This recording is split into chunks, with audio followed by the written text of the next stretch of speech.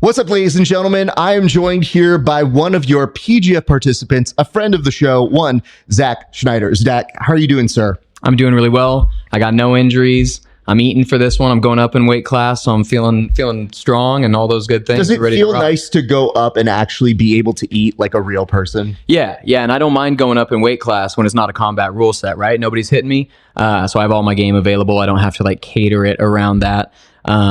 So yeah, it feels good. I'm excited to be here. Beautiful Las Vegas and ready to rock for the summer. So it was a surprise to me. I didn't know you were on this until yesterday. So congratulations. I'm very happy you're a part of this. It makes sense. You have a great game for this particular style. How did you get the call? Like, how did you find out you were going to be on this? I was at work. We're like setting up. I'm doing a professional development day. I'm a PE teacher by day, Jiu-Jitsu athlete by night. And BMAC shoots me a message on Instagram and says, hey, I got an opportunity for, like, call me when you get a chance. Let's talk about this.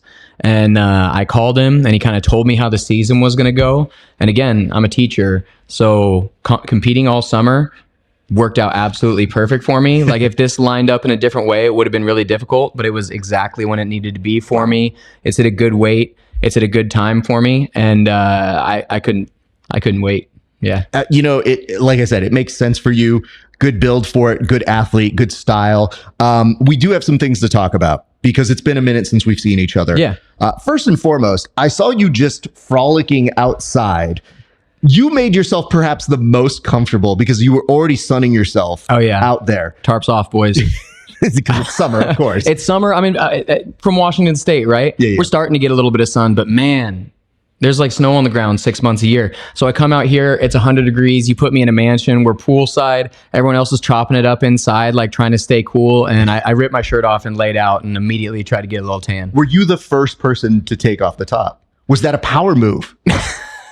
Yeah, maybe an unintentional power move. I was the first one to take off the shirt, but I will say my boy Chris came here with a full fur coat and no shirt under it. So I think he out power moved me in that aspect. But I had to get something back. You know, fair. And I mean, Chris is Jiu-Jitsu Dennis Rodman, essentially. So every like time, that. The spit take from last season was perhaps one of my favorite moments. Did you see this? Yeah. Literally spit takes like he's in the WWE, forgets that Ernesto's behind him. Magic. That's on Ernesto. Do you have something built in? Like, do you have an entrance? Do you have a style in mind? Because guess what? You're going to be a character for the next 3 to 4 months. So.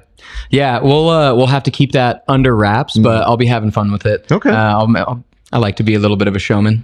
That's what we're looking for here. See, the weird part about this is normally in jiu-jitsu, it's be boring, don't be interesting, be humble. Like for real, literally just be cool. This is one of the first times that we tell people like, hey man, just be yourself, but be amplified, be an amplified version of yourself. So I'm glad to hear that. Because we're going to get to the second part here. When I look at your Instagram, I don't want to say you anger me, but the first video you have is you doing a handstand. Sir, why? Because to me, it just seems offensive when people start doing that at the gym and I go, what are we doing here? Oh man. I've been honestly just like warm-ups and whatever. I've been working on that handstand for a little bit. I like to play with different things, like trying to become more athletic, right? I'll do a flip, I'll do a gainer. We'll practice that handstand walk. I'll challenge the kids to handstand competitions. And that's just like a fun way for me to like continue building myself as an athlete a little bit. But I don't know. I like to move around. It's just, you know what it is? You're exactly the coach that you had as a kid where you going, oh man, I can take this guy. And then you find out he's super fit and you go, this is really annoying. Like he can handstand for a long time. Yeah. Well, and I don't know, being like, I'm pretty personable with the kids. A lot of them, I mean, when I start teaching at a school, I'm not running around telling them I do jiu-jitsu. I'm just like, and then eventually either they find my Instagram or they see a clip or I mention something in passing. And then all of a sudden they're like, why is Mr. Schneider fighting people? I think that you slapping somebody in the face and looking really good doing it is probably an adjustment because I didn't know too many instructors who did that kind of a thing. Yeah, for sure. And especially like I'm shaking hands and meeting parents and kissing babies and the whole nine. And then, for the longest, that big overhand right that landed was my most viral clip. So then when people go online and see it, it's hard to even explain what jiu-jitsu is sometimes, honestly, because I have this big strike being thrown. I'm like, oh, but that's not really jiu-jitsu, but I kind of like to do that sometimes. I mean, when you say that you had a crip, I just had a moment where I was like, well, we know his gang affiliation now, everybody. So I'm glad to know that. Mm-hmm. But gangs are important here in PGF. So I'm glad you're starting off very quickly. Yeah, thanks. Having said that, we should talk about something that also happened to you, which is you got hacked. Oh my God. So, sir. I know. Like, you're not a 16-year-old female. Yeah. How did you get hacked? Like, what happened to you? When did you find this out? Dude, I was on Instagram as it was happening. I was on Instagram, and then Instagram just tells me, like, your password's been changed. And I go to try to go back in, and they right away sent their own email, their own phone number. So anytime I try to log in, they send the credentials to them. I contact support. Support will only give me an AI, and AI just tells me their FAQs. And then it's like, if that doesn't help, then you can go away. And I was super pissed. I had that Instagram for like 12 years. Finally started to get a little bit of momentum going through like all these combat jiu-jitsus and everything, slow build. And then to start from zero was like incredibly frustrating. So if you're out there, go ahead and report Zack Cougar Schneider and go ahead and follow Zack Schneider Scraps. And that is where you'll be seeing all the updates on this season, all the updates on the training, anything that's going on in my life. Zack Schneider Scraps is the place to find it. How did you come up with this name? Is it just because you scraps? And also, I scraps. Doesn't this raise more concern for those parents? Because before Zack Cougar Schneider, that's just your name. That's true. And that's fine. And an animal. You're right. But it's also just your nickname. So it's like, all right, this I can go with. And I see a lot of Instagram names. That one doesn't even offend me because I go like, oh, Cougar. Okay, I don't know if it's a mascot. I don't know what his deal is. We've talked about this before. The issue is more when you're like, this dude scraps.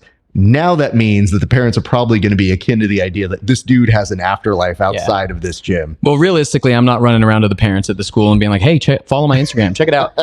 So that it's not for them. It's just for jiu-jitsu. That's all. If I'm posting pictures of my kids or whatever, I'll leave that on Facebook for the most part. And Instagram's where I kind of document my jiu-jitsu journey. So it's all about scrapping. So did you have any clips that you were sad that you had to repost or that you knew like, man, that had a good number there? Yeah. My most viral clip I ever posted, and it wasn't a collaboration either, it just kind of like caught wind, was my second match from combat jiu-jitsu at 145 pounds this last time around.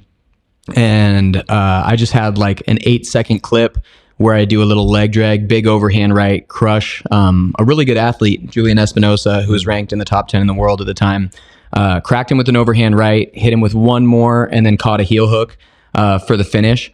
And that one had, 150,000 views, which for someone who had at the time like 1,500 followers or something, it was pretty buzzy for me. So I was really happy about that one, and a few other ones like that I had collabed with Combat Jiu-Jitsu or had done well, and all of a sudden those are just some scammer who, from what I understand, is finding some success scamming people out of money using my account. Unfortunately, that's so sad, dude. I was at some local fights, and I walked up. I saw a guy that I know a little bit. You know what I mean? We're cool.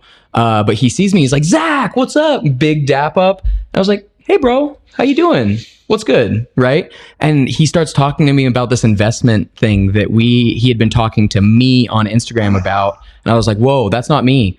Like slowed him down there. Like, you notice how the posts are all of a sudden about like cars and houses, and I'm never posting like money stuff. That's clearly not me, right? Yeah. And he's like, I'm out 10 grand. What? Yeah. No. So I was like, yeah, exactly. I was devastated for my man. And all of a sudden, I was super mad about getting my Instagram stolen. But then when I start hearing about people actually getting money stolen, I'm like, okay, it could be worse. It could be a lot worse there. I don't want to do the jokes I had now. That just makes me feel bad. I had a whole set of like, yo, you took me out 5K. I came in with the joke 5K and thought, I think that's a safe I amount. upped it to real. Like, no, it's not Monopoly money. Dude, legit lost. That makes me sad. Well, It makes me sad too. sir, I'm very sorry about that. I'm very sorry too. I apologize that some jerk stole my Instagram. And To be fair, though, I did see you posting about like money and cars, and I thought that no, this dude has been scammed because you don't post stuff like that. And the first post was it was a screenshot of supposedly my phone with me as the background, as if I have just a picture of like a profile of my face as my own background picture, and then took a screenshot of like money coming in, and then immediately posted that to Instagram. Just saying though, it is a power move. Maybe you should think about it for this season. Yeah, okay. I'll someone send me money. I will post about it. Okay, listen, bro. Do that. I mean, you need to tell people why they need to get behind you. So I wanted to start with this. Like, what is it that people need to know about you? Like, legitimately, we're in a phase where people are going to judge you very quickly. My job online when these things happen as the pre and post show guy is I see what they say about you guys. And I don't know if they understand we're friendly with a lot of you. Like, you're our homies and we're rooting for you guys to do well. So when they come on and start joking about you the way we joke about you, I was like, no. Those are our brothers. Like, we're not letting you make fun of them. We can call them dumb. You can't. Having said that, what is it that you feel that we need to know about you going into the season? I'm well-rounded. I'm comfortable everywhere. I like standing up and wrestling. I like playing guard and playing my game there. I like being able to put some top pressure on people. Been doing jiu-jitsu a long time. There's not a spot that I haven't been in. I'm looking to make things exciting. I'm looking to get some nice new reels for the new Instagram to build that thing up. So excited on that. But yeah, I'm just like a dad of a couple daughters, and I'm a teacher, and I'm still chasing this jiu-jitsu dream to the absolute best of my ability. Trying to, which is tough. I'm also running my own new academy, and so I have to coach those classes, and then I'm also then finding my own rounds outside of that, because of course I can't build a training camp on rolling with primarily white belts. So I got a lot of things going, but I know I can hang with any of these guys. I know I can catch any of these guys, and I have a lot of different sharp attacks to be able to do so. So just chasing that dream and chasing the dragon, and man, that belt looks shiny and nice as I'm walking by today. You know, I felt like that was one of the most purposeful strikes you can do, because there's nothing more motivational to athletes on the sly than a belt. Medals are nice. It's just every dude looks at a belt and just thinks like, that should be around my shoulder. Yeah. Imagine yourself with it on your shoulder, and all of a sudden it's like, okay, it builds that hunger a little bit. What happens on my side is I go to tons of pro wrestling events, and these guys wear belts that they just bought. And I legitimately look at them like, who did you beat for that? Like, your posture changes. I make fun of these guys, and then somebody gives me a belt, and I'm like, oh, hold on. I'm so sorry. I don't care if I earn this or not. Take it away from me. It's kind of the MO. I bet you can't. I mean, it'll puff your chest out a little bit. I'll put it to you this way. When you go to a pro wrestling event, I like my odds. I'm usually looking around. I'm like, I think I'm going to do okay. Yeah. Just someone in the crowd, pick someone out. I mean, I've definitely looked. And the next event I'm going to is Money in the Bank, where you have a briefcase where you can cash in at any time. So that's in LA, and I legitimately have a briefcase. About to bring your own briefcase. Bro, I literally thought what I should do is have somebody film me just in the background, creeping around with somebody with a belt and just holding the briefcase and seeing if it makes people unnerved. Yeah. You know, because the other thing is, I'm like, not everybody here trains. That's true. And if they do train, I don't know. Do they train as much as me? We're going to find out. We're going to find out. Go find someone walking around with a belt, hit him in the back of the head with a briefcase. That's your Money in the Bank. Now that's my belt. I got a belt and a briefcase. So I guess when the time comes, sir, I'm very sorry for what I have to do, but it's just business if I see you with that belt. Do you understand? Understandable. Okay. I'll come prepared. Okay. I mean, I'm just saying, you literally told me to hit somebody in the back of the head. So you can be prepared, but you get hit in the back of the head. It's a chance I'm willing to take. All right. Fair enough. Okay. Let me ask these last two things. One of the things that I notice here is everybody came with different apparels. You already talked about Chris's apparel. They basically told you, come dressed as you want to. Now I'm noticing it's a very casual look. Are you intimidated by anybody's fashion sense here? Because now that you showed up, you realize they left it open-ended. and it's more of a show your personality thing. Yeah. So do you feel this is appropriate, or would you have redone the fashion? I'm chilling. We'll show out for the draft a little bit too. Okay. I could have made a few more like dangerous choices, but I will say I'm wearing this is my buddy's band. He's the front man of Windwalkers. They're signed to Fearless Records. We're here at Casa de Five Finger Death Punch, so I figured a little music influence would not be out of place. Okay. And people can't see this, but let me just paint the picture a little bit more. He has like slightly torn pants, but they're like really like particularly torn in certain like particular areas. It's just like, oh, I didn't even notice they were torn. That's just the style, bro. So just to kind of get the fashion. Yeah. Hey, this is, and so, this would be showing out for Spokane, but in Vegas, this is underdressed. So I think part of it, I got to acclimate to the climate. You know what your real issue was? You walked in with Chris. If you had not walked in with him, you'd let him go ahead and be like, no, Chris, you go make your intro. I asked Chris, I'm like, you wearing a fur coat today? He's like, I got 3. I'm going to wear the black one. I'm like, are you the male Cruella de Vil? What's happening over here? He's got gold nails. He's got a gold watch. He's got gold FU on his nails. The man is showing out, and I'm getting inspired. So I got to come correct for the draft. All right, let's ask this. What are your expectations for the season? Like, what in your head are you expecting to see and do this season?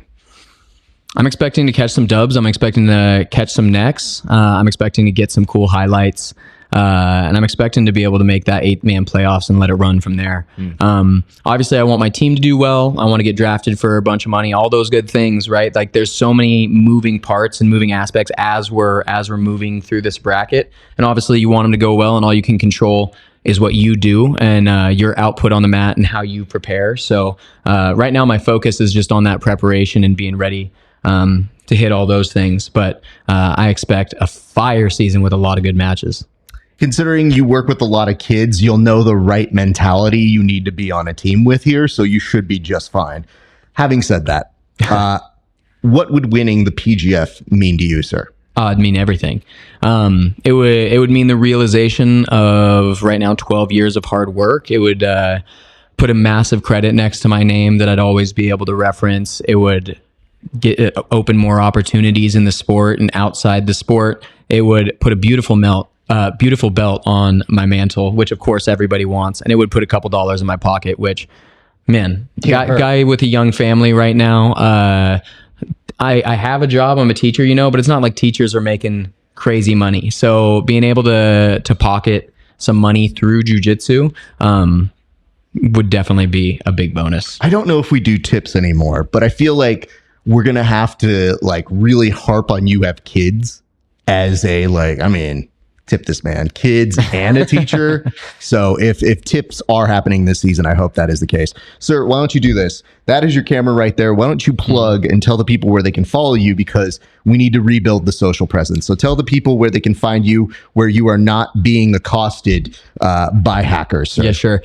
Zack Schneider Scraps, ZackSchneider SCraps. Zack Schneider Scraps on Instagram. Also, if you're anywhere in Eastern Washington, come see me. I've got a brand new academy in this beautiful mat space in this crazy fitness facility. You should come check it out. It's called Liberty Warriors Combat Academy. And man, we're beating people on pricing, and we're beating people on like the freedom of contracts and all those good things. And we got a lot of new people coming in, starting out, and I'm trying to build something awesome there. So come see me, be a part of it.